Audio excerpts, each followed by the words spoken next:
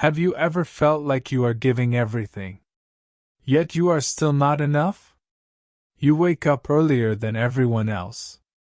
You work harder.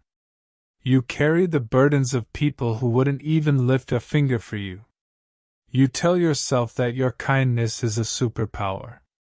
You believe that if you are good enough to the world will eventually be good to you. But the truth is much colder. You aren't being kind. You are being erased. In a village high in the misty mountains, there lived a powerful ox named Atlas. Atlas was the strongest animal anyone had ever seen. But his heart was his greatest weakness. He believed his only value was his usefulness. Every morning, before the sun touched the peaks, Atlas was already at the village square, ready to serve. The builder needed heavy stones moved for a new tower. Atlas carried them until his hooves bled. The farmer needed a massive field plowed before the rain. Atlas pulled the blade until his lungs burned.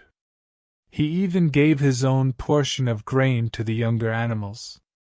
Because they looked hungry, Atlas walked with his head held high, thinking, I am the heart of this village.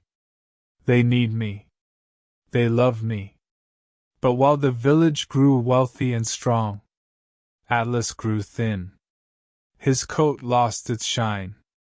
His bones began to ache. One freezing winter night, his body finally broke. Atlas collapsed in the mud, unable to move his legs. He lay there shivering, waiting for the village to come for him.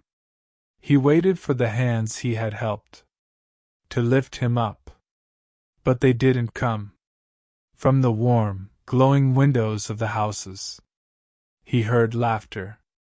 He heard the clinking of plates and the sound of songs.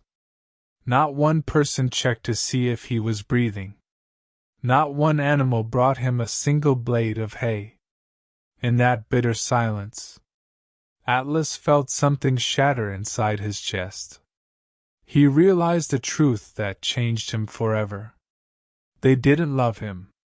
They only loved the convenience he provided. The next morning, the builder came to Atlas's stall. Get up, he commanded. I have a wall to finish. Atlas looked at his bruised legs. He looked at the builder's healthy, strong arms. And for the first time in his life, Atlas spoke one quiet word. No. The builder was shocked. He shouted. He pleaded. But Atlas stayed still. Then the farmer came. And then the merchant. To every demand, Atlas gave the same answer. No. Something strange happened. The village didn't collapse. The builder learned to carry his own stones. The farmer learned to plow his own field. Life moved on. But it stopped moving across Atlas's back. Atlas spent the next months healing. He ate his food first. He guarded his rest like it was gold. His strength returned. More powerful than before. He wasn't angry. He was simply finished being a doormat. And the most incredible thing occurred.